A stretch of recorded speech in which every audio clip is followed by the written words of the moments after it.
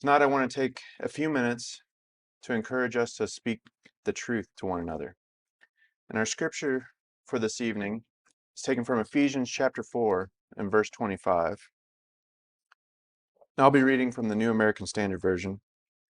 Again, that's Ephesians chapter 4 and verse 25. Therefore, laying aside falsehood, speak truth, each one of you with his neighbor, for we are members of one another. Now, truth is becoming an increasingly rare commodity in our world. Our society today is built on the premise that the truth can be manipulated and stretched. Businesses and politicians, they frequently shade the facts to win over the people that they serve. In our schools and universities throughout America, the idea of objective truth has often been ridiculed. It's frequently taught that there are no objective standards of right or wrong that apply to everyone, that what is true for me is different from what is true for you. Now, before Jesus was handed over to be crucified, John records an interesting conversation about truth that Jesus had with Pontius Pilate. In John 18, beginning in verse 37, we read, Therefore Pilate said to him, So you are a king? And Jesus answered, You say correctly that I am a king. For this I have been born, and for this I have come into the world, to testify the truth to the truth. Everyone who is of the truth hears my voice. And Pilate said to him, What is truth? Now, how we answer this question will determine who and what we value. We will either believe that there must be an objective standard to determine what is true, or we will believe that the truth changes based on circumstances. In our society today, it's becoming increasingly common for people to believe that the truth is subjective, abandoning any standard of objective truth because it might be found inconvenient or offensive. But this is nothing new.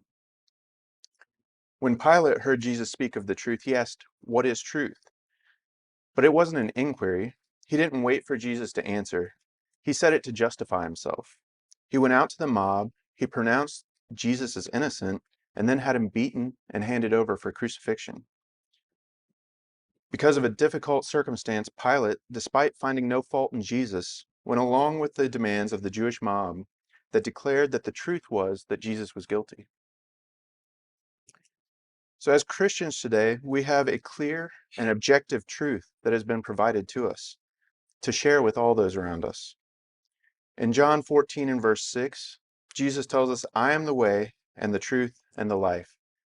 No one comes to the Father but through me. And again over in John 17 and verse 17, Jesus prays to God the Father saying, Sanctify them in the truth. Your word is truth. We read in 2 Timothy 3:16 that all scripture is inspired by God and is profitable for teaching, for reproof, for correction, and for training in righteousness. So the scripture is the truth that directs and disciplines us. We are all held accountable to this truth. There's not one truth for me and another truth for you. There is one truth, the Bible, that is for all the world. So what does it actually mean to speak the truth to one another? Well, speaking the truth rules out lying. We may think that a lie will achieve some greater good, normally to our own benefit. A lie might make us look more intelligent or interesting or more powerful. A lie might stop us from feeling awkward in a situation where the truth is hard or uncomfortable. But all lies are sin. And if you make a habit of telling the little white lies that don't seem to hurt anyone, all you're doing is hurting yourself by laying down habits of deceit that make it easier for you to continue in the sin. In Proverbs 12 and 22, we read that the lying lips are an abomination to the Lord. Secondly, I'd suggest that speaking the truth will sometimes involve not speaking, especially if we don't know all the facts. See, we too easily talk about each other without talking to one another and listening to one another. In other words, gossip. It can make us feel like we are speaking the truth to one another, when in actuality, we are speaking and spreading lies.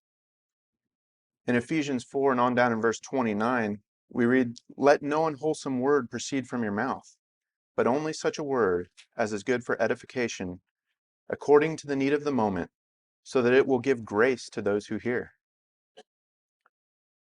Fundamentally, speaking the truth to one another means speaking like Jesus would speak to one another, speaking about the things that Jesus would have us to speak about. Truth has the final word in all matters. Truth is never outdated or obsolete.